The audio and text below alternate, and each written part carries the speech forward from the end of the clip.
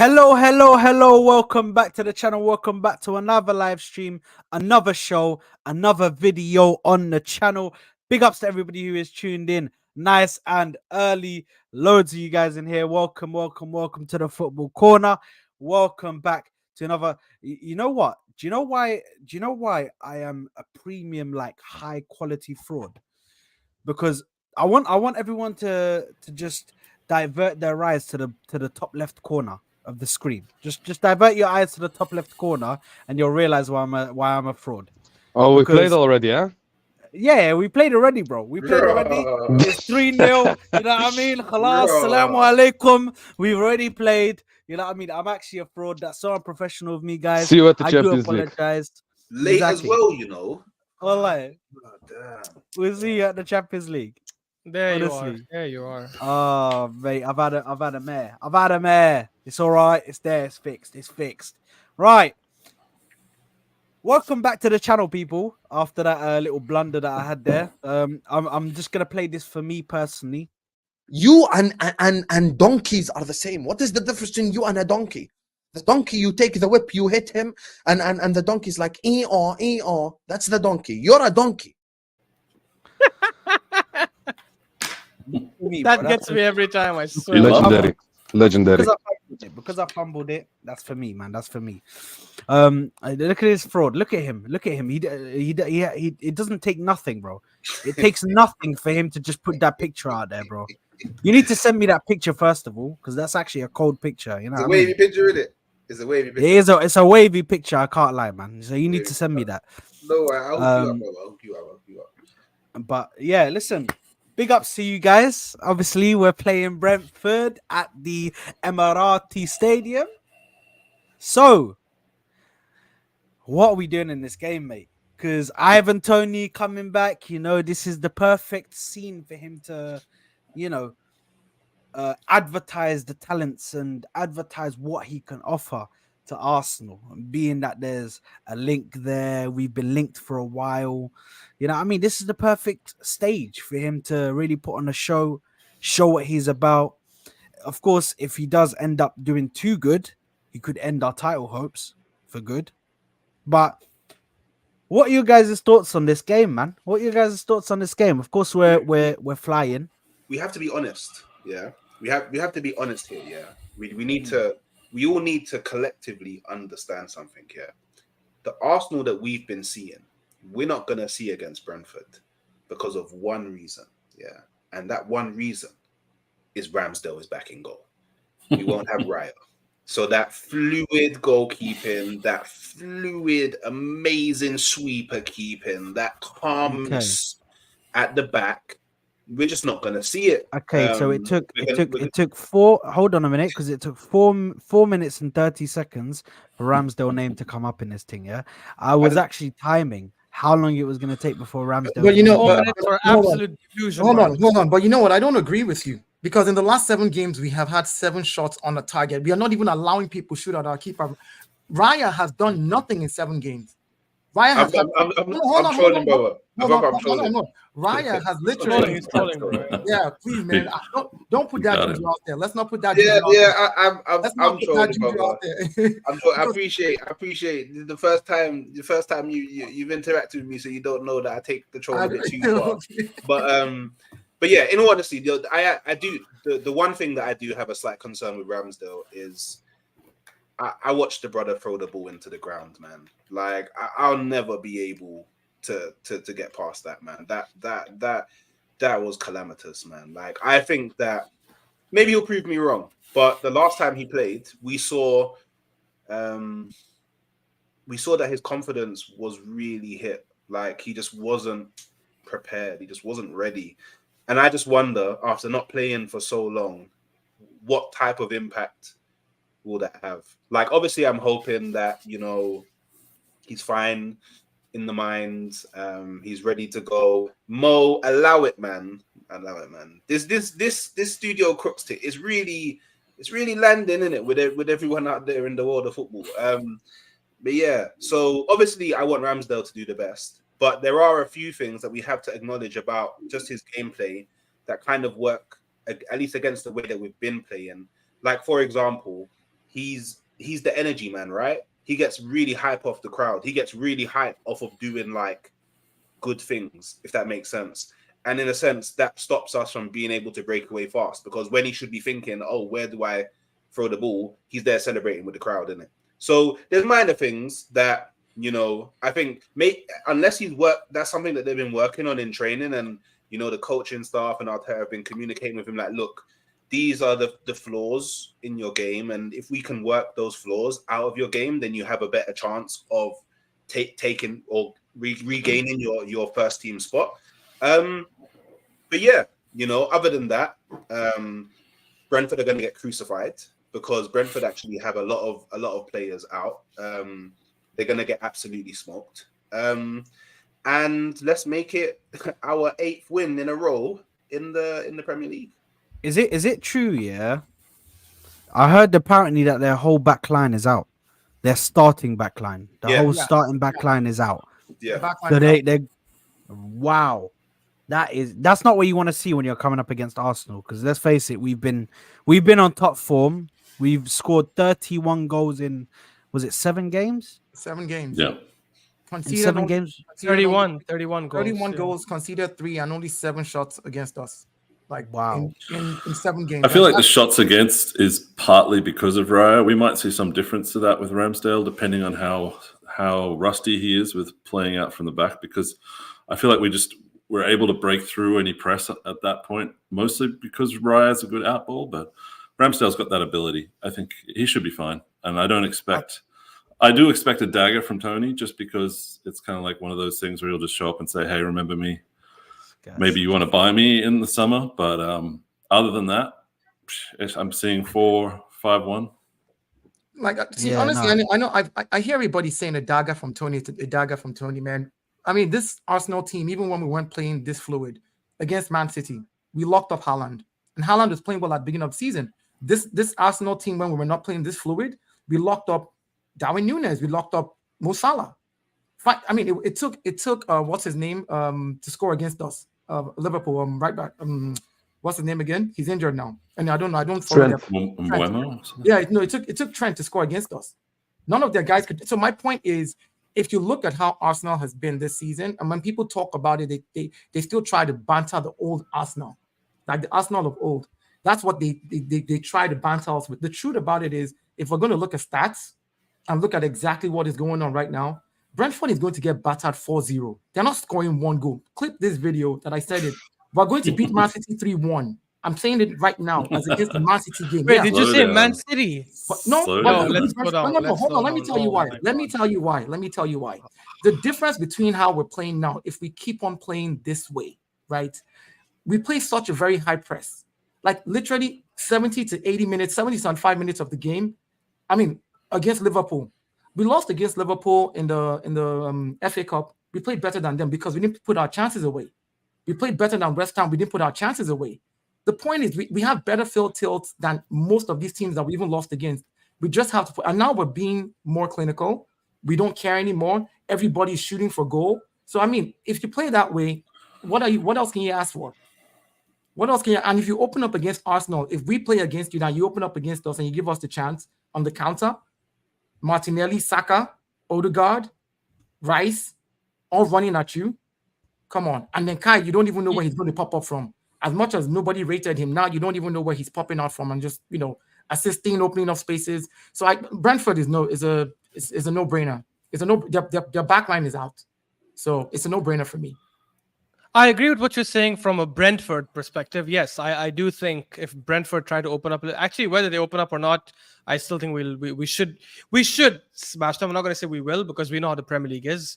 Last year against Southampton, I thought we were going to win 5-0 and we saw what happened. So, but I do agree that we are in high form. Our players are back. We should be able to smash them. I think the City thing is a bit crazy. Like, even if you think we'll win, I think it's mad to say 3-1 because they're a different animal altogether. And all this pressing that we will do, like, they're probably the only...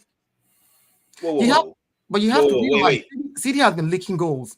City has been... think we win 3-1? That's what I said. Yeah, City has been leaking goals. Hey, wait. That's Mad mad. me. That's mad. Mad That's me. No. Yeah, let's go. Yeah, I'm One telling game you. at a Hold time. that you got left hanging. Let me Hold know. that you got left hanging. Yeah, Oh, okay. No, you didn't- definitely. You didn't get Look, left hanging. see, Okay. I predicted the Liverpool 1-3-1 to my friend, right? I told him the day before. I said the only reason we're going to beat Liverpool 3-1 is the way we're playing right now. If we start taking our feet off the pedal, then we're not going to do it. But what happened in that Liverpool game? We gave them a goal. And that's probably the only way Brentford are going to score a goal is if we give them a goal. What happens if we have 40 minutes of straight possession and then we hand over the ball and kick it into our own net again? So I don't know. We shouldn't worry about City at all. I don't know if that's like, it shouldn't even be a conversation topic at this point. I just want to let's talk Brentford. Yeah. Sorry, one game at a time. One game at a time. Yeah, I just got gas. I was like, yo, because it's our. I mean, it's for us to lose now. Once these guys go against themselves this weekend, we just need to take care of business with Brentford. Take care of business. Look, I don't care even if we win 1-0 and just lock it up. If we know we don't want to smash we struggled against them away from home, right? We had nothing until the 93rd minute or something like that, and then 89th minute Havertz scored. The chat is moving fraudulent, man. Yes, Hooks. We said Havertz goal. Yes. Okay. Look, I mean, for me, I was just checking. For me, I'm not that concerned about Ramsdale starting. To be honest, except for that, I know the one that Hooks is talking about where he threw the ball down like an idiot. But outside that, I think he's done really well every time he stepped in this season. And we have to remember, like, the one thing we criticize him for, which is lack of concentration, gets too sucked into the vibe. I don't think it's going to be much of an issue now when he's not a starting keeper anymore, because he knows he's not safe. So he knows now every single minute he plays, he's basically auditioning for his next move. He's not going to let like that same lapse of concentration affect him now when you're barely playing games, right? So when you're going to get your first 90 minutes in God knows how many months or how many weeks it's been now, I'm pretty sure he's going to put up a good performance. And we have seen him being able to pin those nice long balls as well. So I don't think beating the press will be that much of an issue. I don't even think Brentford will press us like that, honestly. I genuinely feel they're going to sit back, just keep Toney and Wissa up front and just wait for the long balls, which I think we're a lot more equipped. Yeah, Mopé as well. I think 100%. But I mean, the guy is slower than a turtle, so I don't think he's going to be causing us much problems. He's not the same Mopé from 3 years ago or 4 years ago. And I think we've handled long balls to our box really well this season. Like every single long cross that comes, I think Gabriel and Saliba, they have the pace, the aerial ability to win it. Declan Rice has been a big help as well. So I genuinely think it should be another smashing. Whether it's going to be or not is a different thing, but and their backline being out is definitely a huge bonus for us, because I don't think, I know that you guys might be like quite enthusiastic to try and prove themselves, but against our front line, it's going to be long days for them. And the best part for me, right, is you look at our team. Let's say we are struggling, it's 0-0 long time, or they're winning 1-0 by like a flukish goal in the beginning. Our bench is so good right now that I can actually think of 2-3 players who could come off the bench and change the game for us as well. So it's pretty good to have this kind of squad depth right now, and hopefully we get to smash them. I don't think it will be an issue, man. Or Tomiyasu? Do we know anything about the injuries? I don't think Tomiyasu's back. I think Tomiyasu's possibly in contention to come back into the squad. I don't know whether he'll start, but you know what? I look at this game, yeah, and I look at Toney. Obviously, listen, he's still a risk. He is still a risk, although he's come back and he's not looked as he was the Toney before, yeah. The way he looked before, where he was scoring goals, he was always there to jump on the counter attack. Yeah, they've also got one other player, Neil Mopai. We know about this guy. We already know well about this guy. We know well enough that this guy is just in everybody's ear, just talking about shit for no reason and no reason alone, but just to annoy them and to get people off their game. And I can't lie, it's an art, bro. If you actually look at it, it's an art, bro. The way some of these players do it, bro, is crazy. Like how they get these players off of their minds when they're playing with them, man. Because all he's got to go and say is, you know, It's a good thing he has it because he has nothing else. He has nothing else. He's not quick. He's not a good dribbler. He's not a good finisher. He's not a great passer. He's not the most physical. Not the best in the. He's one of the worst strikers in the Premier League, bro. Honestly, like in the Premier League, talking. One of the crappiest footballers in the world. Like that's the not the world, not the world. Nah, like, man, he's so really bad. crappy strikers. But No, If you watch basketball, you know Pat Beverly. This is the Pat Bev from he is the Pat from Bev, football. exactly. He's Yes. literally the Pat Bev of football. It's mad. Yeah. Only talk. Anyway, guys, I think the keeper issue won't be an issue. To be honest, I think it's a good discussion to have. I'm gonna be real, but I think it won't be an issue. To be honest, why would be an issue? Because it's Brentford. I think we need to steamroll them like we steamrolled other teams. I think this shouldn't be an excuse to let go a few gears back. You know, I don't think this should be the case, because if you want to be a legit title challenging side, you need to handle these situations. Look at Liverpool, for example. They play with Kelleher, and today they got the news that Alisson will be probably out for a longer time than expected. So they need to play with Kelleher until almost the end of the season. He won't finish the season, but he will be probably back at the end of this season. So they're doing it with Kelleher. Why couldn't we do it with Ramsdale for one game? You know, this is the only game. Yes, he could look at a pigeon again, but that shouldn't be an issue for us because of the quality of the team at the moment and the performance quality that we're showing right now against the rivals. So I think the quality of the team will outshine the fact that Ramsdale is in goal, and I don't think it will be such an issue as we make it out to be. To be honest, I think it will still be smooth sailing for us. Yeah, I think Arteta got a hawk for the stadium just to chase away all the pigeons, so it should be fine. Yeah, listen.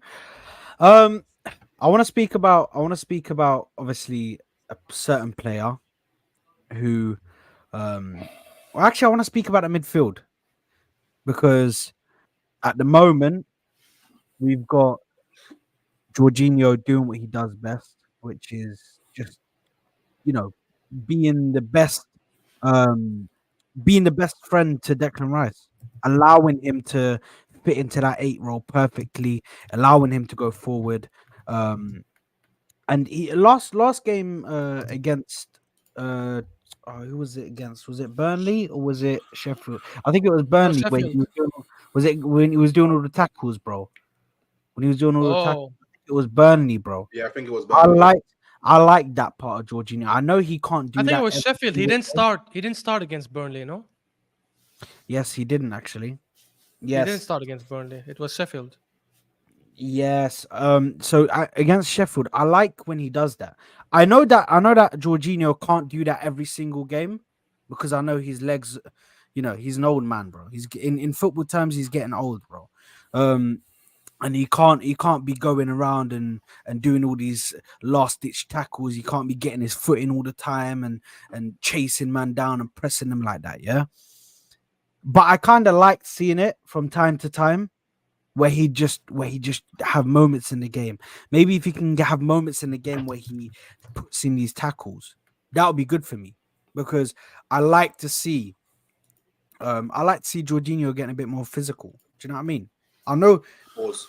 It's not his mate. Pause. Yes, pause. Thank you very much. It was immaturity. He's good at reading the game and doing like a slide tackle, but he can't chase anyone. Yeah, that's the thing. But I want him to do more, not more of that, but I want him to time it well.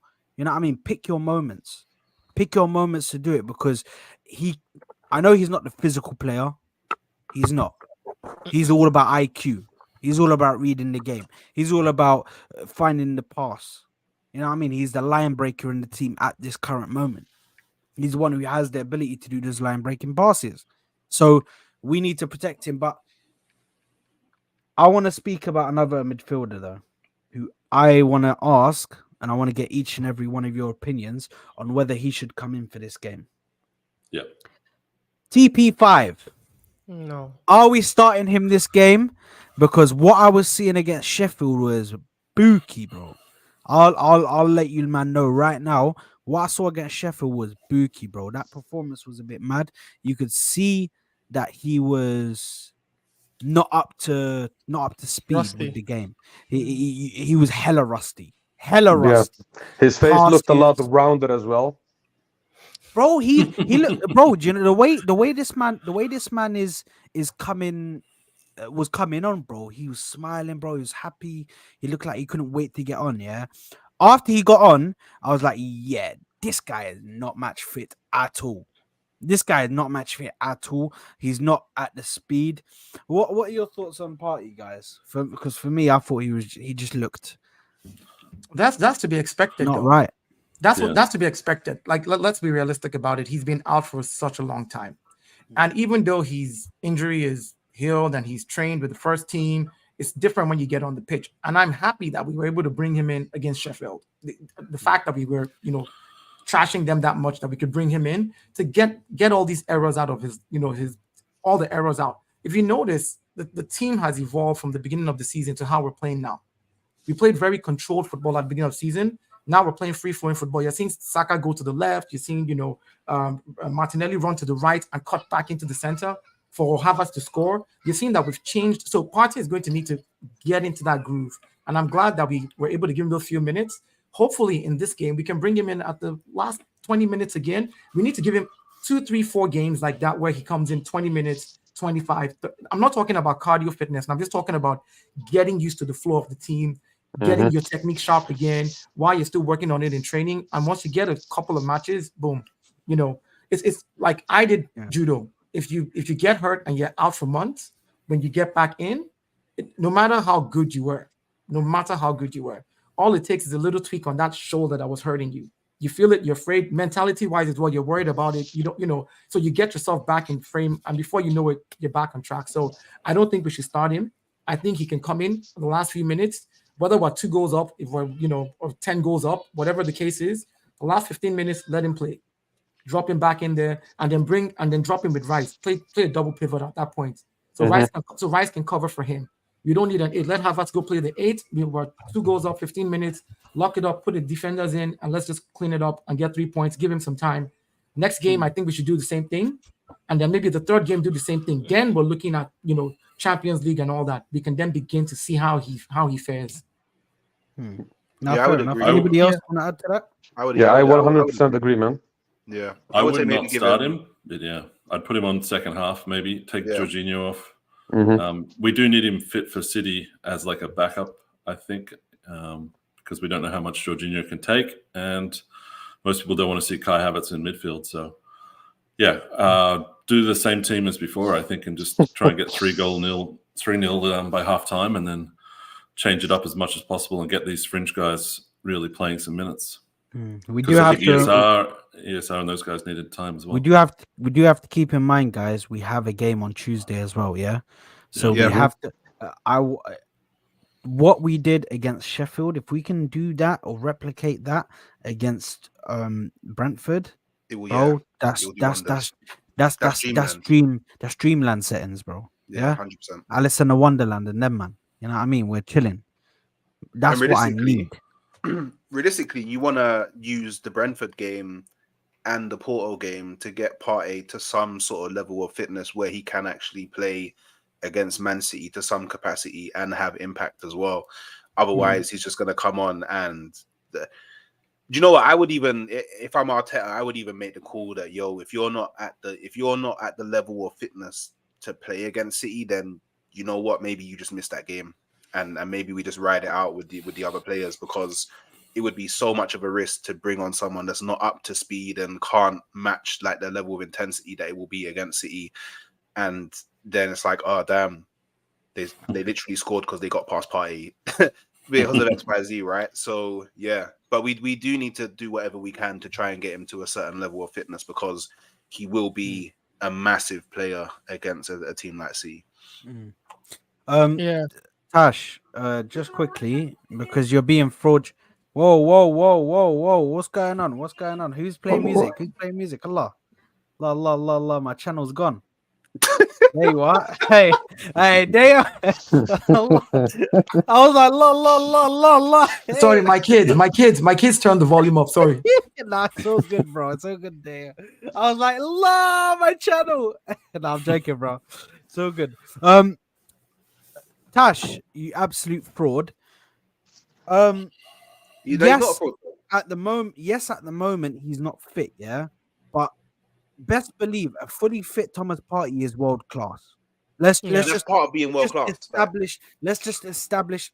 Yeah, just let me land for just 1 second because I just want to tell you a fully fit Partey is world class. Yeah, where he kind of doesn't have that world class stuff is that he isn't fit. Yeah, because availability is the best ability. I fully understand that. But what people are saying is that a fully fit Thomas Partey is world class, bro.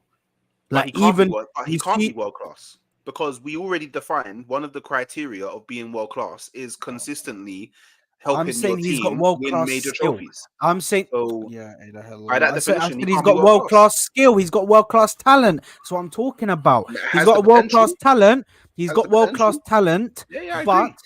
I agree. bro, he's got world class talent. Yeah, but the only I thing that agree. he's missing is the availability. Okay, that's And the why winning he's of not world trophies. class.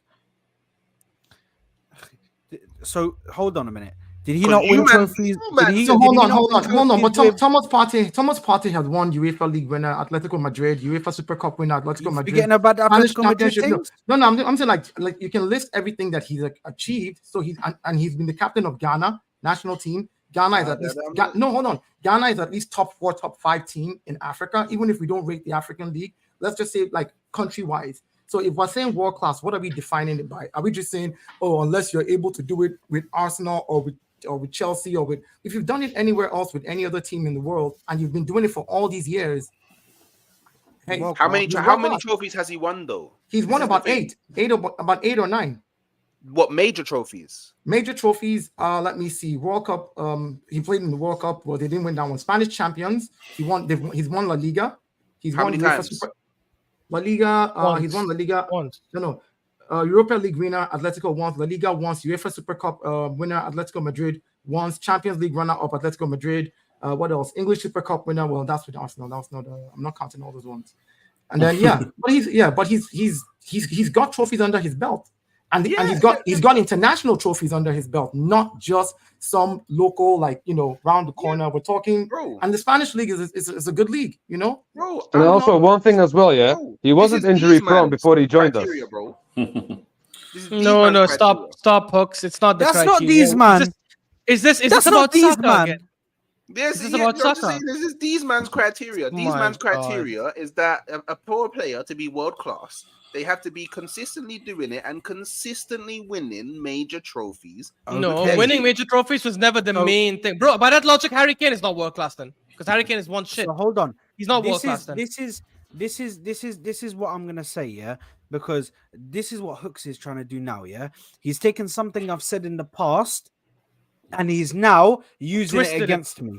So let What? me tell you exactly what I said, Okay. yeah, because I know exactly where he's referring back to. He's referring back to why I said Saka's not world class because he hasn't done it for long enough, or he hasn't won a trophy, or he hasn't done that, or this, yeah. This is where it is though, yeah. Thomas Partey Saka has world class talent, yeah. You could I say agree. Saka has world class talent. There's a big difference between being world class and having world class talent. You can have world class talent, but you're not world class because maybe you're not consistent enough with that world class talent, or maybe you're not winning stuff. You know what I mean? But talent is potential, right? To be honest, Harry Kane didn't win stuff. He was world class, so we can't really. I think Partey was world class, but Yeah. because of his availability, he's not world class anymore. So Yes. Yeah, exactly. he can get back Exactly. to world class, That but I we agree need with. him to play a lot. Yeah. Which I don't think he will. We just need him till the end of the season, basically, and then make. I think people, what the biggest issue with the footballing community is recency bias. Okay, they see 5 shit games of a player, and they see one good game, and then they start saying, "Oh, that's an amazing player. He's world class. Whoa, what a game he had!" And they forget about the 5 shit games that he had previously. You know what I'm saying? People forget how good Thomas Partey was. This is exactly the same thing as what I said about Emil Smith-Rowe. Just because he didn't play because of injury, people forget how good a player is. Partey is, in my opinion, after Rodri, potentially the second best CDM in this league if fit. Okay, we've seen how good he can be. We've seen how people compared him to Rodri. Okay, and now Rice came to the team. Partey got injured, and we suddenly forgot about how good this guy actually is. I think it's recency biased, and I think, I think we're just a little bit too harsh. Oh. You know what I'm saying? So many people want to do it because Chelsea fans put it correct, bro. He's doing him justice right now, yeah. Because I remember Liverpool playing a certain Atletico Madrid with Thomas Partey in that midfield, and Thomas Partey was running things. Thomas Partey was playing alongside Rodri. Funnily enough, the man you say is better than Thomas Partey and all of this. He was playing alongside him and was the better midfielder at that time. He was better. Well, he than did it versus Rodri. City for us too. Like he, Bro, we don't even. Yeah, exactly. Bro, we don't even have to go that far. He played against United when we Exactly. beat them at Old Bro, Trafford in the it's COVID crazy. thing, Yeah. and he was mad at the match. He played against City the game we lost 2-1. Rodri last minute winner, and he was one of the best players on the pitch. Obviously, until Gabriel got sent off. So we don't even have to look at Atletico. At Arsenal, he's had big performances against top teams. Like it's just it is. I agree with you. And in fact, trying to do that, bro. in fact, like the fact that we actually no, forget Dash. Dash is clearly a fraud. The guy Dash said Çalhanoğlu when Çalhanoğlu is not even a DM. He's an attacking midfielder. He's been attacking midfielder since Leverkusen, and he actually put Çalhanoğlu in the list. Exactly. Yes, Yeah, we need to. He probably calls him Çalhanoğlu. You know the fact that when Partey got injured, we all panicked. The fact that we all panicked tells how good he is. Like if your player is not good, why are you panicking? Like if Partey was that, it was like, oh, Thomas Partey is that terrible. Like everybody has been waiting for Partey, Rice, Odegaard midfield. We literally have been waiting for a Partey. Like even up until now, I'm still like, just keep him one more season. I need to see this midfield. I need to see what they can do. Like we may never get to see that midfield. We may never get to see. We might see it in a couple of games, but that tells you how good he is. The fact that he's been out injured and people are still waiting. If you were not world class, they would have forgotten about you. Totally. Like people are still waiting to see this midfield trio and what they're able to do, what they're capable of doing. So my thing is like, he's world class when it comes to all that talk. When people start saying all that nonsense, I just ignore it. I just ignore it. I'm like, nah, you don't know what you're talking. I mean, the fact that you even brought it up and you spent your, thanks for the super chat, where you spent your super chat when you said Thomas Partey is not world class. It means because if he wasn't in the conversation, you wouldn't even be talking about it. Yeah, Toxic Dash, at least next time put it in the super chat, so at least we can laugh at it while reading it out properly. My brother has Endo as a DM, and he's talking about world-class DMs, bro. Wallah, this guy has a purple patch with Endo, 70K a week, and this guy talks about world-class CDMs. Bro, why don't you buy Caicedo first and then come talk to us, okay? Yeah, man, it's all these South Africans, bro. I'm telling you, it's South Africans, bro. Listen, Toxic Tash is one of the worst, bro, for it. He's one of the worst, bro. He's such a fraud, bro. Do you know how fraudulent he is? But you're saying that we've been doing well without this world-class Partey, yeah? We haven't actually. Okay, we haven't. If you look at the start, if you look at the start of the season, yeah, and you look at how the midfield was looking when we were not having him in the chat. Not having him in the team, bro, it was night and day. Look at what happened in the Man City game, bro. Man come on for 30 minutes, bro. First thing he does, bow, let me get a ball over. First thing he does, bro. First touch was the assist to get the goal. First touch. Bro, please. Let's not sit here. But Jorginho's been doing the job since then, right? Yes, we found that's what I'm saying. He's saying we've been doing well without this world-class Partey is because the manager managed to find has managed to find something. You know what I mean? Something that wait. We can't move past this. I'm sorry, I refuse. Are we trying to say that we haven't been doing well since Partey hasn't been here? By the way, Need I remind you, we're third. Need I remind you, No. we've won 7 games in a row in the Prem. The reason Need I remind you? Bro. Hooks, the reason he's saying, obviously last 6 games, yes, we've been killing it with despite no Jesus, No. despite We no was third Zinchenko. before that. No. Hooks, I agree, but based on the fixture list, we could have been first. Some of the performances we had against Newcastle, against Villa, against Fulham. Okay, Fulham, he was there, but he was playing as an inverted right back. What are we doing here? Against Tottenham, when we drew and Jorginho gave the ball away, those are performances that could have been a lot better if Partey was there. And by the way, the biggest proof that Hooks, one sec, the biggest proof we did struggle is for the longest period. It took Arteta so much time to finally find the midfield combo he wanted. Because he tried Trossard there, he tried Smith Rowe there, he tried Havertz there, he tried Jorginho and Rice, and then he cancelled that and brought someone else back. So it's proof that we didn't have a working formula until recently. But wasn't there a formula for the tough teams? Like I think Jorginho always comes out for the big games, like Liverpool, City. City couldn't play the whole time. I think that's only because Partey wasn't there. I think if Partey was fit, it would have always been Partey, Rice, and Odegaard. So he had to make do with Jorginho.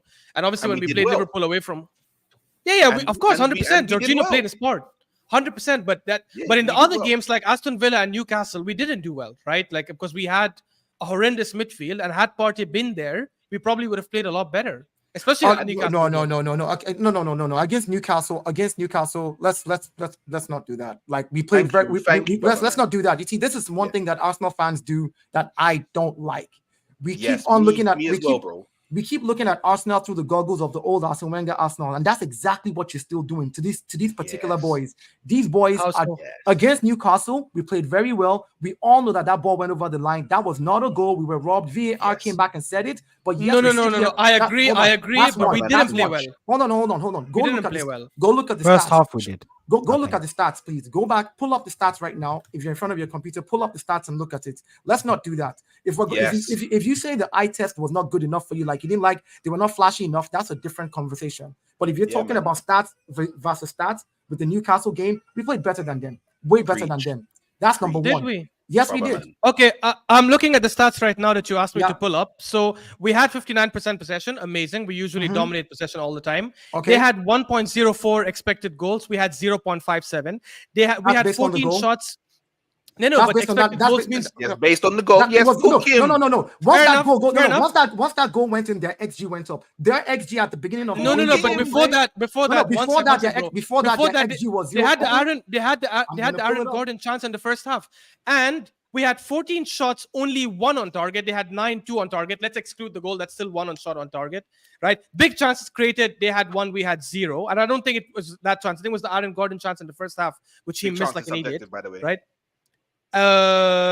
Everything else is super similar. So how could you say we played better? We did. So we not only were we not good on the eye, the stats don't back your argument. No. Not only were we not good on the eye, as far as you're concerned, the goal that was given, if that goal was taken out, we played enough to draw that game. We played enough to play a draw. That doesn't mean we played well, though. No. Yeah, we didn't play well. No, meaning we did well with what we had, the players we put on the pitch. The fact is, Arteta can only play who's in front of him and play with the players that are fit. If there's no Partey, if there's no Rice, if there's none of those people, you have to put people up. Okay, are you going to tell me that Liverpool did not play well with the kids that they put against Chelsea? Are you going to say they didn't play well, or No, obviously. The point is, at the end of the day, we can't keep on hammering down. We didn't have kids though. No, but we didn't have kids against Newcastle. Let's not do that. We didn't have kids. And what makes you think that if Partey was there, would have been any different?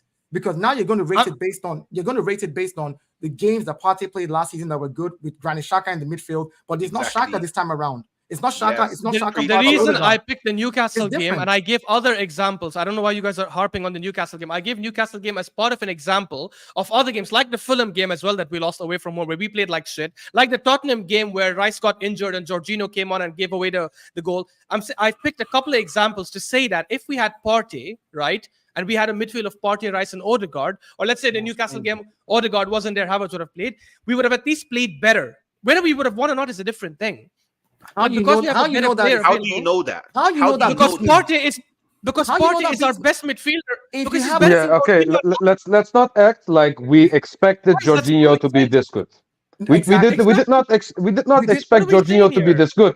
And if Partey was fit, he would have played way before Jorginho. That's a fact, bro. Ashraf is right. No, listen, that's a fact. Listen, we agree.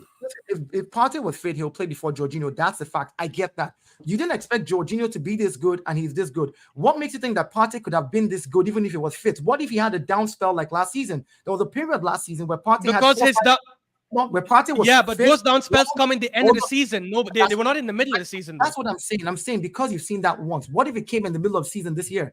You can't use the same exact thing that happened. You never know when it's going to happen. But that's why you have to look at probabilities. The probability based on Partey's last 3-4 years with us, especially the last 2 seasons when this team kind of got set and started playing that kind of formation and that kind of style.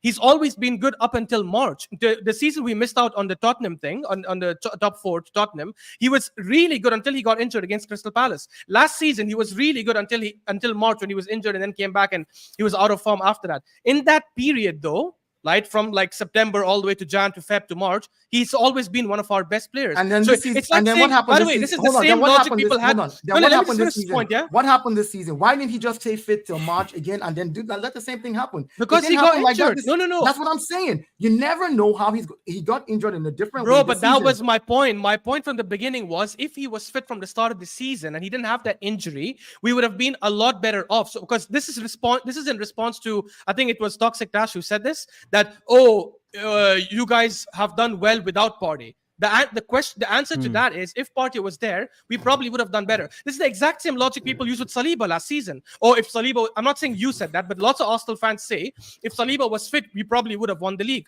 How do we know that? It's common sense because Saliba is a better defender than what we have, than the other guys. So it's natural to assume when your best defender is available, we would have gone through. Partey is better than Jorginho. He's better than Kai Havertz. I understand Rob Holding is a much lower. I understand Rob Holding is a bigger downgrade. I get it. But Partey is still a better midfielder. But Partey is a massive upgrade over Havertz, for example. Isn't that the case? He's a massive. Rob Holding is fucking dog shit. Yeah, Which one is put down? That's also on Arteta to blame because you have Kivior and you still play Holding. That's true. I completely disagree with that. And I can 100%, and I can easily make that. And I don't want to do this because I know Hooks will get crazy when I say this now. That period of those 3-4 months, Havertz was as dog shit as Rob Holding was last season. Yes, he's become much better. He was 100%. That period of 2-3 months. He was that much. He was that piece of dog shit in those 2-3 months. Yes, he's way better now. I agree. I'll hold my hand up. Last 2-3 months, he's been a lot better. But in October, November, December, guys, we were celebrating him scoring a penalty goal. We gave him a charity penalty against Bournemouth. I was like, yo, look at this. We're not doing this. We're not doing. Let's not forget what actually happened before. Let's not forget what actually happened. Let's not do this. Thank you. Yeah, this is the highest level of fraudulence I've seen on YouTube. You just said with your eyes looking into your camera, and your chest puffed out, heart on the line, that Havertz this season up until recently is on the same levels as Rob Holding. Bro. No, that's not what I said. No, that's not what I said. I said those 2-3 months. In those 2-3 months when we played Newcastle and all these other guys, he was as dog shit as Rob Holding was for us towards the end of last season. And by the way, when I'm looking back at it, I can't even think of like a mistake Rob Holding. I know he sucked and I know he affected the way we built from the back and all that stuff. But I can't think of like Rob down. I can't think of a tag. I'm not doubling down. Rob Holding sucks, but I'm saying Kai Havertz was that bad. We were sitting there and just counting jewels, bro.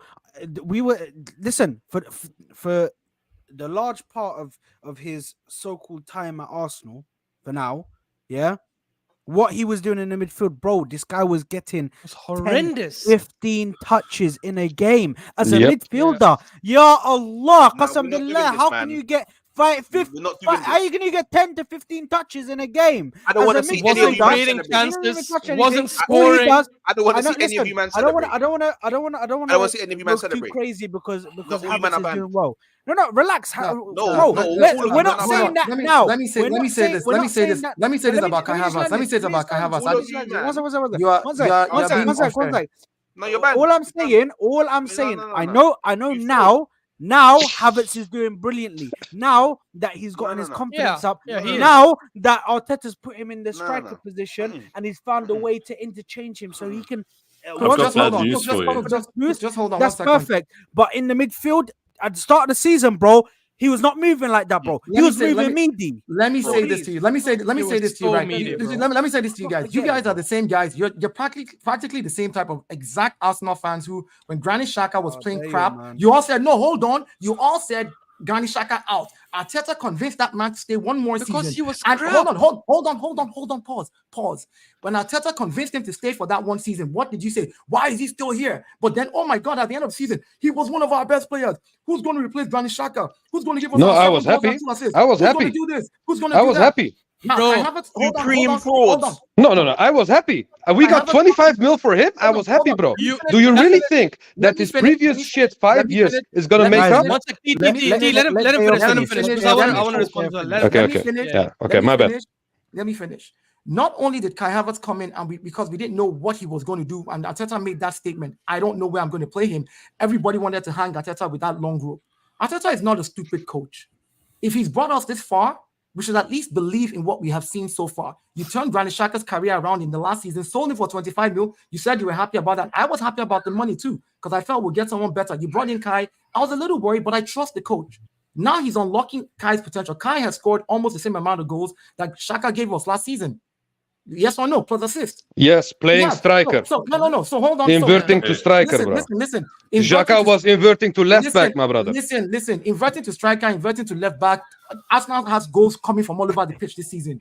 Oh, are you going to discard Ben White's goal now because Ben White came out on the right there and shot with his left foot? My brother, look, if Ramsdale can go and score the goal and let us win. All this hammering down on the boys when they are doing well and they're picking up is just it's total crap to me. Who's hammering down on the boys? No, I don't think it's hammering down. It's having standards, bro. We are Arsenal Football Club. Yes. We don't accept mediocrity like Rob Holding, like Granit Xhaka in the first 4 years that he was here, and like other players that were just shit. It's just a fact, bro. Having standards is like that. Are the players shit right now? Are the players shit right now? They're not. Have they clicked? No one said they're shit. But no one said this shit, though. But even at the beginning of the season, where you said Havertz was as bad as Rob Holding, let me be honest. He was. Hold on. I said even when you said that, the team itself was. We didn't like the way they were playing, even though we were winning games. We were like, this is not the Arsenal of last season. What's happened to our free-flowing football? What's Arteta doing? They're being a bit more controlled. Not everybody was performing. We complained about Odegaard, Saka. We complained about Martinelli. They weren't scoring. We weren't getting the goals we wanted to, and everybody wanted to put the blame on Havertz, who just joined. And you know why? Hold on. If you're going to talk about the price of Havertz, if you're going to talk about the price of Havertz, look at the people that we are competing against, and look at their bench, and look at what they have on their bench. Even if we brought Kai Havertz as a bench player for 65 million, I'd rather have that level of player that I know eventually we can unlock him on the bench coming in than saying, oh, why did we get him? The guy is coming good he's coming good. He's beginning to show now. And at the beginning of the season, Arsenal, we started slow. We did. So let's not put the blame on one person. We started slow. No one did though. But anyways, I'll respond after that. Let me just say one thing. Okay. So just because I've so many points to break down. Granit Xhaka, let's not act like we don't remember Granit Xhaka. He was shit before, yeah? And yes, he was played in the wrong position. Yes, he was played as a DM. He hasn't got the composure to be a DM. He hasn't. He's got composure to be a left-sided midfielder. He doesn't have a He when he was playing for Arsene Wenger and he was played under Unai Emery, he was played as a DM. They gave him defensive duties. They gave him defensive responsibilities. He hasn't got the capabilities to handle just being a DM as me. But that's where he's playing for Leverkusen. He can't be left alone as a sole DM. I can agree with that. Exactly. Sorry, sole DM. So the fact that we were saying Jack out before he had that good season. Thank you. You had a great season. You had a great season. Thank you very much. Yes. After, I was more angry and I was asking questions like, how are we going to get somebody to do this? I wanted us to get somebody else that can do what he can do. Yeah? Because he wanted at a better level anyway. But I wanted someone that can do what he can do, but do it at a better level. Now, just quickly, when it comes to Kai Havertz, yeah, listen, he was shit at the start of the season. He was. Let's just put it out there on the table. That's the facts. He was shit. Okay, he didn't have enough touches as a midfielder. He was the reason why Martinelli and Odegaard was so shit around him is because he'd run into the positions that that Odegaard is supposed to be filling. He'd run into the positions that Martinelli is supposed to be filling and supposed to be running into. So the players are like, bro, what's going on? This guy's attacking and running into the space that I'm supposed to be running into. That's the reason why he just looks so out of place. That's why when you put him at the front and you put him in that false nine position, all of a sudden, all of the players that have space to run into, and he creates space because he can get onto the defenders' nerves. He can drag defenders out of position, so it creates space for the attackers, i.e., your Martinellis, i.e., your Sakas, i.e., Martin Odegaard, to create space and run into. That's why Odegaard's got so many free. So was that his Can I fault? make a point here? Like, was that his fault? The coach played him as an 8. Okay, listen. but that's the point, though. That's the point we made. So put it on Arteta. I know. So put it on Arteta then. Don't put it on the player because. Can I make a point about this? What you're saying is okay. Go on. Make a point. When we attack with a back three, right? One of our fullbacks inverts and goes into the midfield and plays alongside the 6. So we have a 3 and then a 2. And then what do all our other players do? They go all over the place. They go on the front line. There's a front 5 basically that just sit up there and change positions. Do you think it matters if he's playing false 9 or an attacking 8 or an attacking midfielder or a 10? They're all just doing their own crazy stuff in there anyway. And I think we get too fixated on what positions should be because Arteta doesn't play that way. He plays in this everyone moves formation, and the traditional way that we think people should play doesn't apply to this team because they go everywhere. And Havertz, yes, he was slow to adapt. And I think that there's a desperation for people to not admit that they were wrong or try and justify their early opinions. It's fine. If you've come to the opinion now that Havertz is okay, then we don't need to relitigate how we got here. True. We don't need to mention Xhaka. We don't need to mention Holding because I don't even think Xhaka was the final form of what Arteta wanted there. Whenever we saw Xhaka in that left 8, he was doing well despite looking pretty clunky. Like you'd see him try and do a step over or something and nearly break his legs. He wasn't used to being in the box or in around the box or taking shots or doing all that kind of stuff. He just did the best he could. But Havertz is trying to bring his value to all the players around him. And I think we're seeing it just purely out of minutes and minutes and minutes of just knowing what they're doing stuff in training. And it's not a sexy answer. It's just, it takes time for these players to adapt. And I wouldn't blame Martinelli's issues or Odegaard's issues or Saka's issues on Havertz. They all had their own problems. But I think we just need to be prepared for Jesus to come back in, force his way back in as a number 9 and Havertz be in the midfield. He shouldn't, bro. It's going to happen, and I think people need to be ready for it. If that happens, you know what Arteta, he said, you know what he said, it's clear Arteta does not play positional foot. He's not about the position, it's about the roles. What role are you playing at the time when we're attacking? What role are you playing when we don't have the ball? What role are you playing when we have the ball?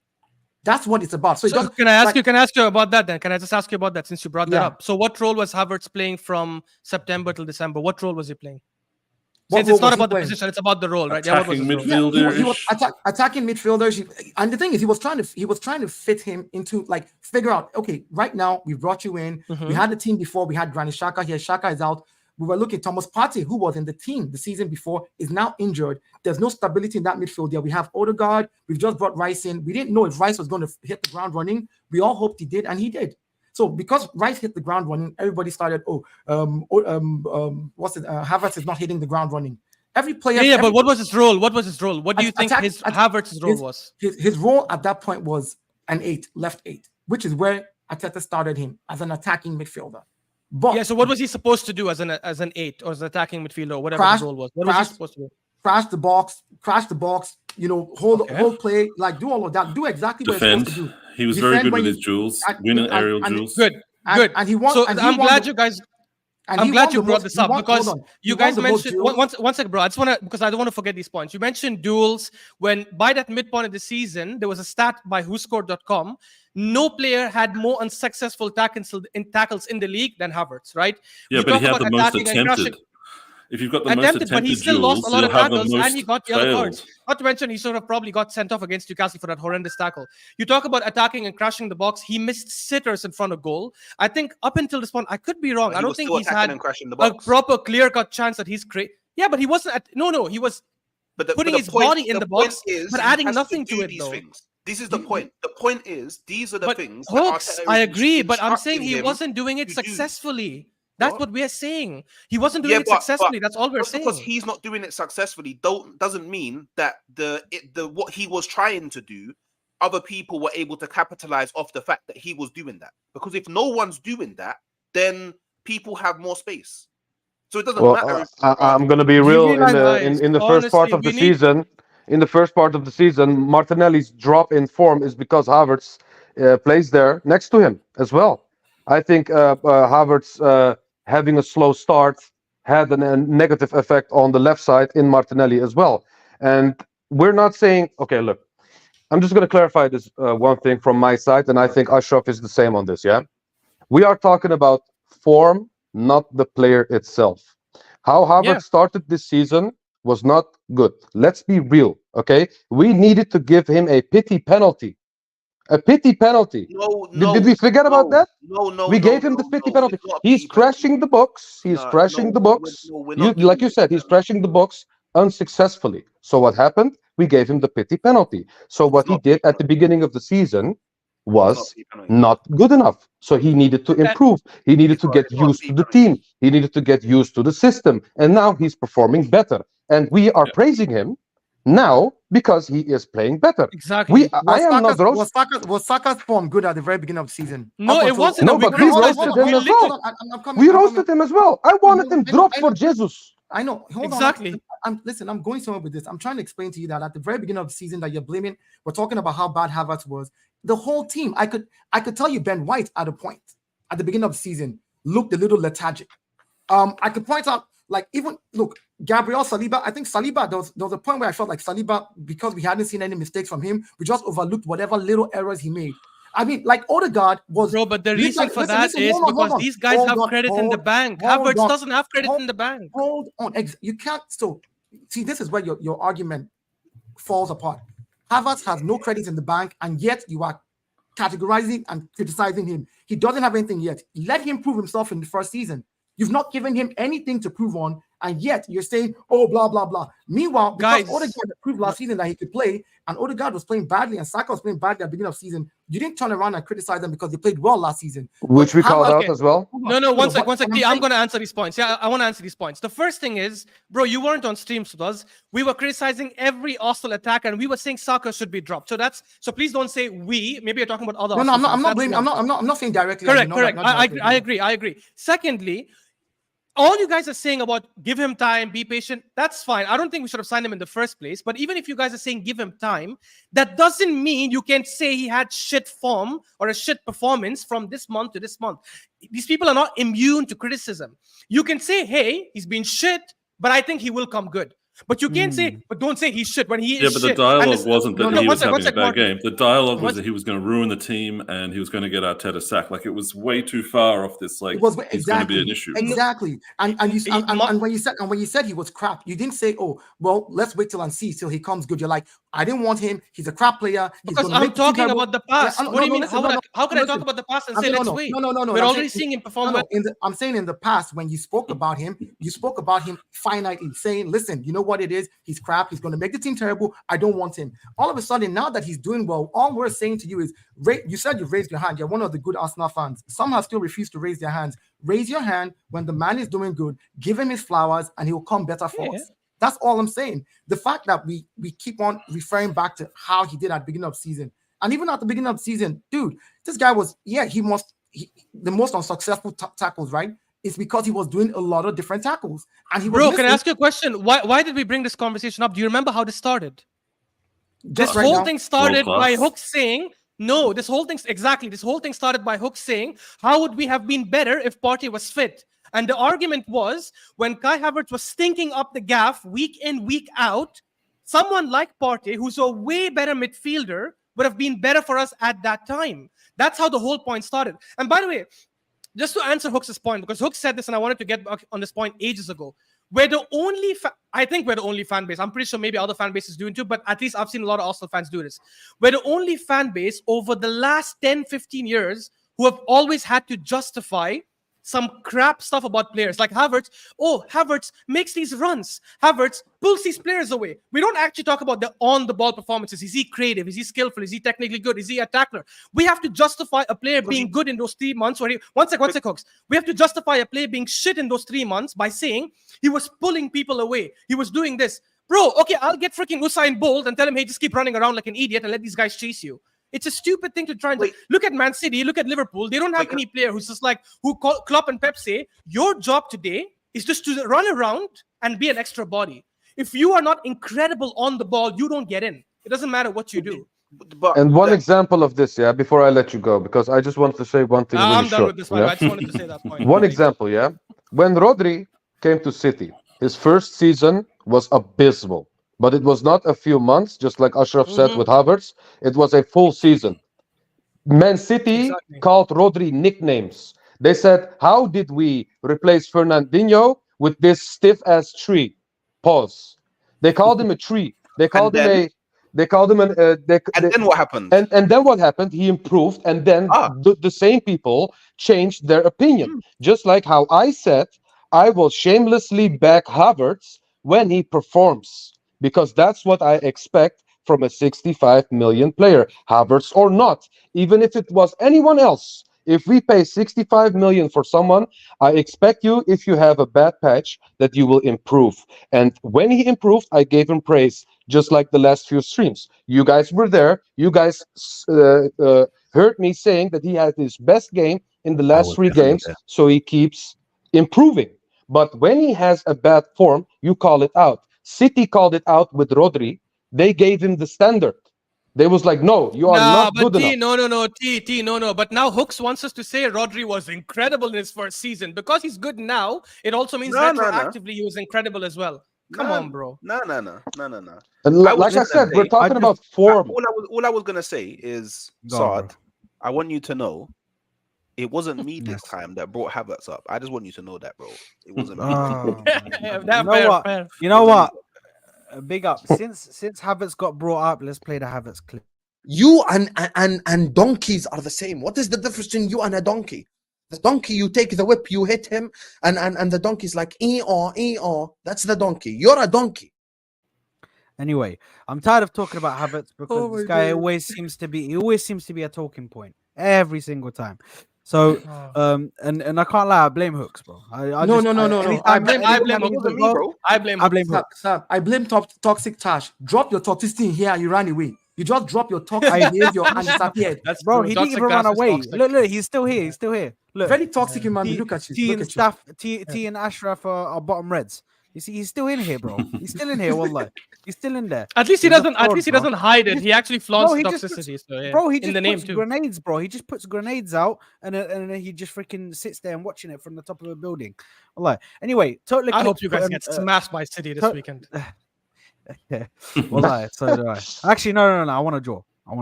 But Total Eclipse put a question here. He said, question, will this be Ramsdale's last game as an Arsenal player? Will it be his testimonial, bro? Is he gone? Because we've seen stuff in the media. We've seen a lot of people saying he's looking for a new club. He wants to go somewhere else now. He doesn't see a future at Arsenal. Obviously, we're going to be going in for a new goalkeeper. And second goalkeeper, and there's been a few reports saying that he wants to leave because he wants first team. Like, this guy's trying to get into the England team, innit?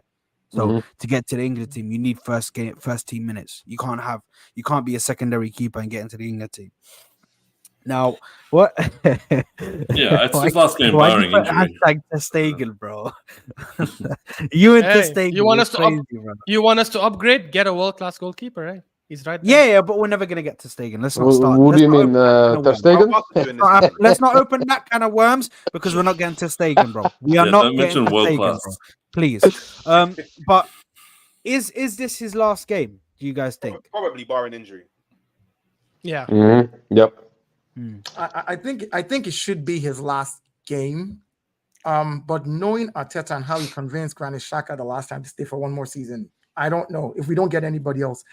And, maybe, I don't know. I don't know what's going on internally because you don't know what discussions they're having. You know what I'm saying? Like, but from the outside, it looks like Ramsdale needs to go somewhere else to get first team and be able to play consistently. But if we've been working with him all this while, this entire season, to better his skill set so that next season when we're playing in 4 tournaments, he's in 2 and Raya is in 2 or whatever the case is, and then we're going for whatever we choose to do next season, he might still be here. I don't know, but I feel bad for him because depends. I think if we win the league, maybe he'll stay. I think there's value in staying at a big club and being the second keeper, like Ortega, for example, or Kelleher. They're both too good to be stuck at it as a number 2 in those clubs, but they stick it out, I think, because it's good. It's good experience. It's good for their rep, and they learn how to play the top level of football. I guess maybe they'll get a move eventually too, but we need someone to come to the party with Ramsdale and pay what we are expecting. And I don't know if that's going to happen. I think the only difference with Kelleher and Ortega is Alisson. They probably don't have to. They don't really have to worry too much about being like competition at national level, right? And I think that's what Ramsdale's seeking. Ramsdale is like they'd want that too, wouldn't they? Yeah, but I mean, I don't think I don't know how. I don't think there's Ortega's that much never getting in there at national level, right? Well, wait, Ortega's from where? Ortega's German, bro. He's never getting into the. No chance. He's never getting in there. He's never getting over to. He's got Neuer. He's got Ter Stegen, bro. There's too many of them. Yeah, Neuer's getting on, and watching Neuer try to kick a ball is actually but Ter Stegen, yeah, but then Ter Stegen is just gonna pick up. Ter Stegen is going to pick up the gloves and go in there. So Ortega knows he's never realistic. And then Ter Stegen gets an injury and he's out for an entire year. And the year where he's a World Cup, and then what happens at that time? Nobody knows what can happen. Yes, okay. So these players will also have ambition, though. That's what I'm saying. Like he's right. Them being in a big club so for example, if the number 1 for England gets injured, something happens. God forbid. Nobody's praying for that. But if it happens, Ramsdale being in a big club as a number 2 goalkeeper will still be called over anybody else, rather than going to play for a lower club that might get relegated, or going to a club that suffers and they're battering them because your defense is terrible and they're scoring 5, 6, 7, 8 against you every game. You see what I'm saying? So like you being in the top team as a second-tier goalkeeper, of course, you're not going to get there because there's a better goalkeeper than in the country. But if something happens to them, at least you'll make the team. You'll be second goalkeeper at the World Cup. You don't know what could happen. Keeper could get crashed into, hit his head on the pole. The tackle could come in from a corner. He gets knotted with an elbow to the nose. He can't play 2 games. You get your chance. And when you get your chance, you make your case. The funny thing on this, No, go ahead. The funny thing on this is I think he will go to England regardless of whether he stays with us, because we've seen Southgate. He's taken Maguire when he was on the bench for a whole year and didn't play. He's taken Luke Shaw and all these guys the same way. So clearly, if he has loyal, and Ramsdale is second goalkeeper anyway. So as long as his number 1 choice Pickford is always there and fit and Pickford's keeping every single game, exactly, he'll always take Ramsdale even if he doesn't play all season, because like you're anyways my second keeper. You're not first. I don't know. For me, I understand what you're saying, Martin, but I feel even if we win the league, he would still leave. We've seen this with Bravo and Stegen before, where they won the treble and one of them still had to leave because they're like, I want to play more games. The only way Ramsdale stays, I think, is because we picked him up from the doldrums. Like he was relegated. He was several times relegated. He had no chance of going to a big team, and we just pulled him out of nowhere and said, hey, you're going to be a big keeper. So it just depends on how much that's gone to his head and how much he wants to stay part of this group. And also, you have to look at the money. He hasn't played this season. Like, who's going to come and pay you 50 million for Ramsdale? We paid 30. He just got a new deal, Yeah, he just got a new deal as well. Like, you realistically, like, which team do you think is going to come right now and pay 55 million for Ramsdale, who hasn't played all season? Chelsea. Like, well, Chelsea. Honestly, I genuinely think we can scam them into this, bro. Just go to Todd Bowley's DM, like some random accounts. Oh, this keeper is incredible. Look at his highlights. I'm telling you, he will actually make it happen. Inshallah. And to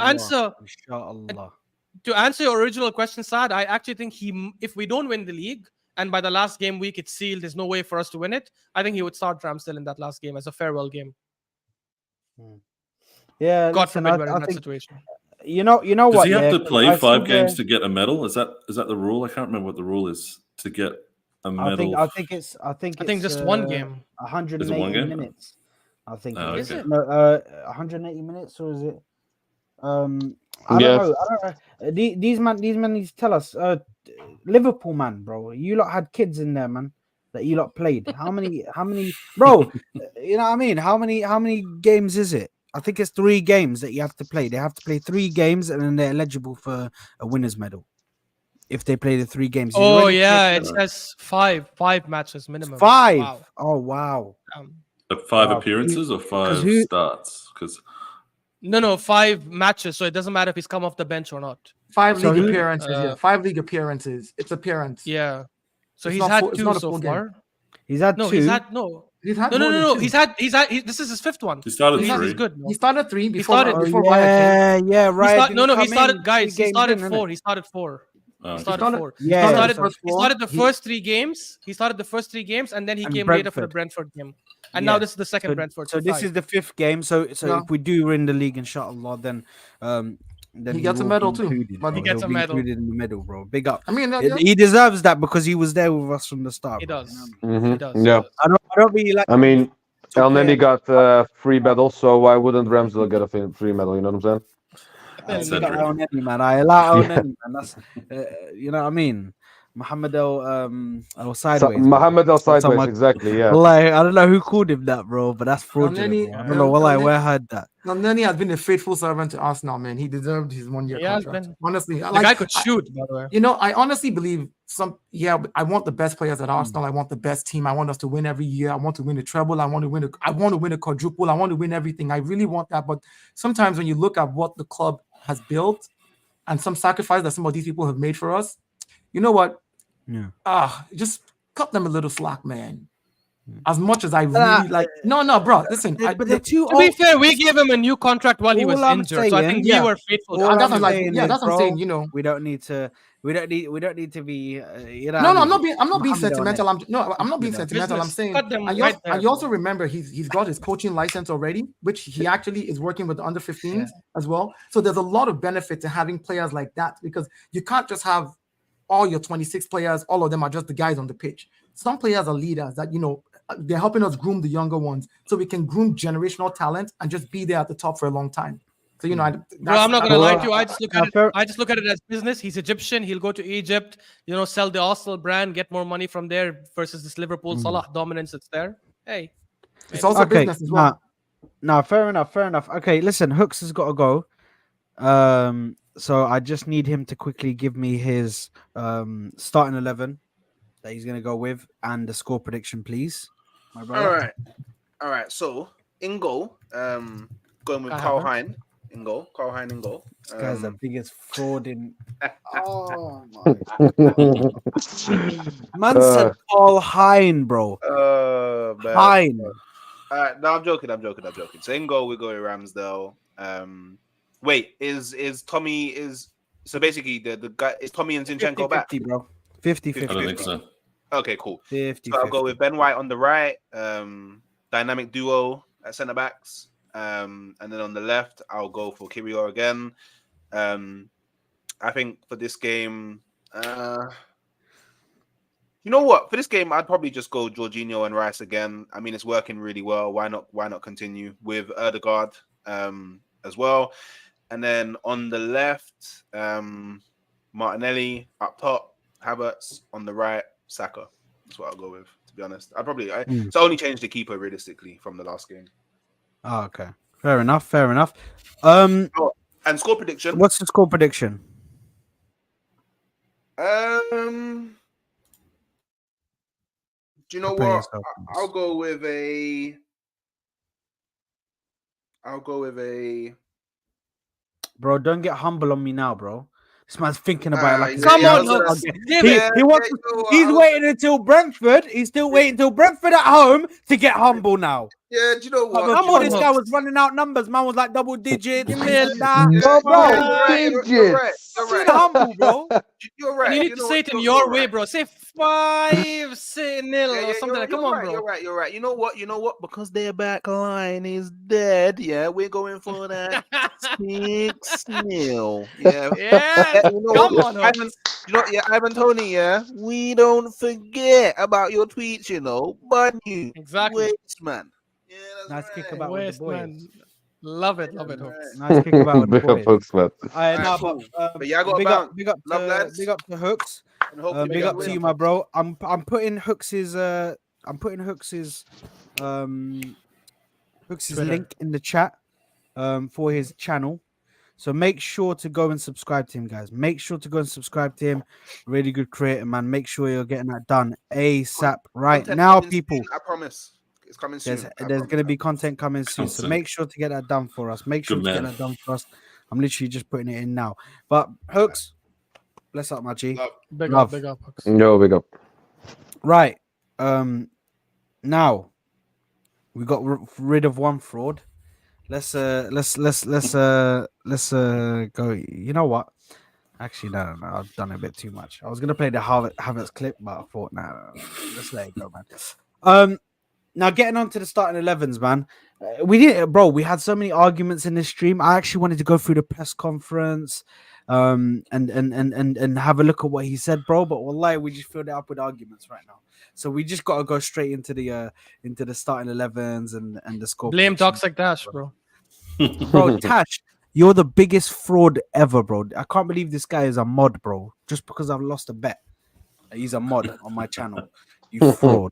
Man never even has the decency to say like and subscribe, guys. Never in his life, in his existence of being on this channel, never has he said like and subscribe. Meanwhile, Hellboy is doing bits for me, bro. Yeah. Even Sareda and Aaron, all of these man doing bits for me, bro. This fraud is sitting there. Oh, Sard is late again. That's what he comes up with. That's his first freaking thing into the channel. Sard and the funniest thing, which is also ironic, Hellboy is a United fan and Tash is a Liverpool fan, and we normally never had issues with Liverpool and always had issues with United. And look at the difference between these two guys. Look at this. You ask for him to tell people to like, and this is the kind of shit you get, bro. This is the shit you get. Like for a Toney brace. Oh my days. What's going on here, man? Anyway, let's get into the starting 11s, and then we're gonna get into the score predictions. So, Martin, give me your starting 11s, your score prediction, my brother, for this one. Score prediction 4-1. Lineup. I really want to see Jesus getting back to fitness, so I'm probably going to start him. Maybe rest Martinelli. So do a Jesus, Havertz, Saka front line, and then a Jorginho, Rice, Odegaard midfield. Then the rest is just the same plus Ramsdale. But yeah, I think Martinelli's cut. I don't like the way he was carried off. So maybe it was a bit more serious, or it's a big cut or something. I don't know, but. For Man City or Porto. He said he'd be okay, but maybe it's a chance to bring in Trossard or Jesus because they're waiting in the wings and everyone needs that fitness. So, yeah, rest Martinelli, Jesus on the left, Havertz and Saka. It's my controversial take. Wow. And you said 4-1, yeah? 4-1, yeah. Okay, no worries. Ash? What your score prediction in your starting 11, brother? A starting lineup would be Ramsdale, obviously the same back four. Give your Gabriel, Saliba, and Ben White. If these guys are back, Tommy, Zinchenko, and all, I'll definitely bring both of them off the bench, just so we could get some legs in. Second, midfield, the same Jorginho, Rice, and Odegaard, because I want to see Partey come in for Jorginho second half. My front three would be Saka, Havertz, and Trossard, because I think Trossard has just had a lot more fitness. He's played more games than Jesus and all recently. And I agree with Martin. I don't want to risk Martinelli, especially with the Porto game, because Martinelli and Jesus have been our best attackers in the Champions League along with Saka. They've done really well in the Champions League, both of them. So I want to see both of them start in this Champions League fixture. Jesus didn't start the first game, so I think he could be a big difference for us. So I would start Havertz, Saka, and Trossard, and then bring on Jesus in the second half if needed. Not if needed, I'd definitely bring him on regardless of the score. Score prediction, I don't think they'll score, honestly. I don't think they'll score. I'll say,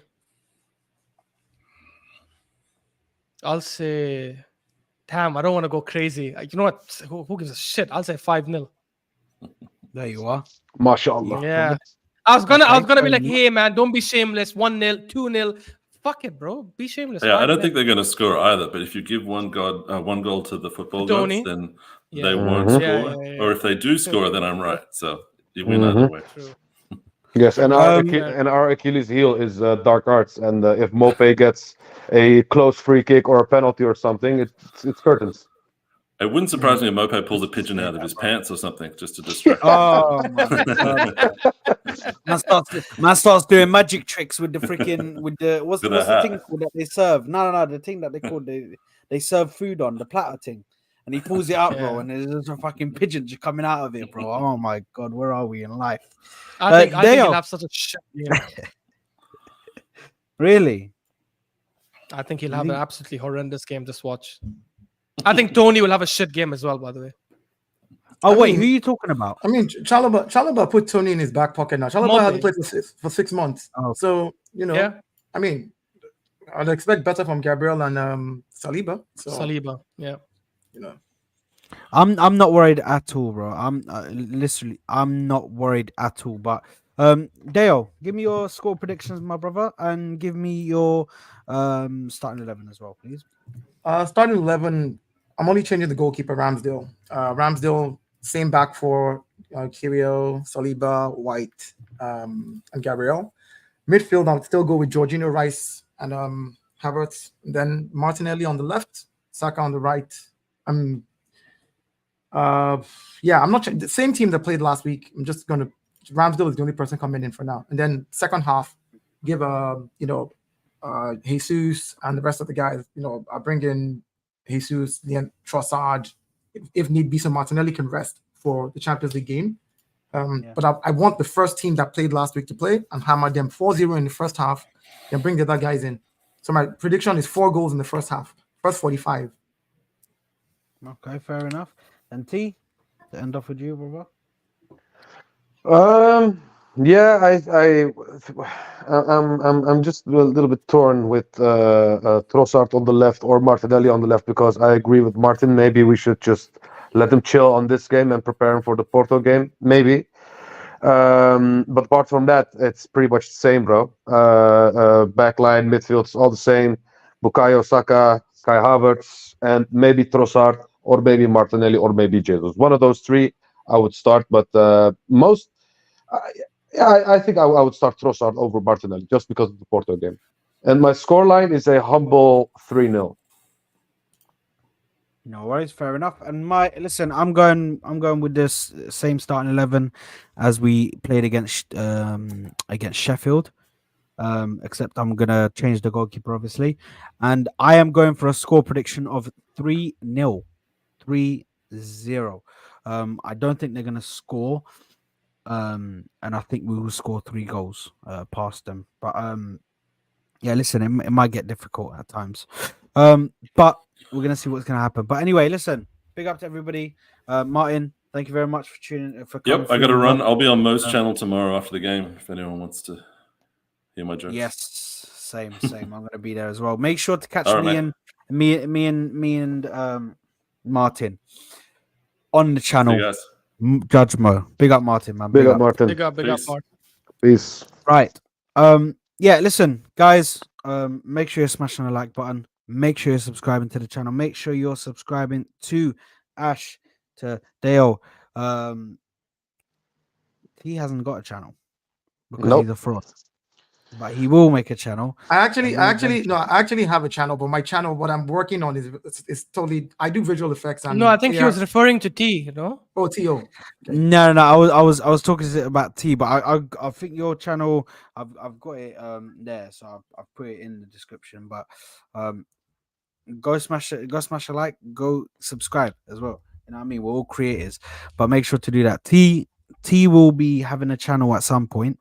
Inshallah. But listen, inshallah, that's all we can ask for, inshallah. But listen, when the time is right, just like the Kiwi on the left back.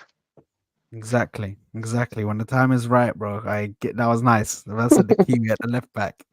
But listen, big up to all you guys. Actually, you know what? While I'm here, what am I doing here? What am I doing? Let me just quickly do this. Bang. Khalas. Assalamu alaikum wa rahmatullahi wa barakatuh. Let's go. Okay, who are we going to redirect to, guys? And what are we going to spam? And who are we redirecting to? Who is live?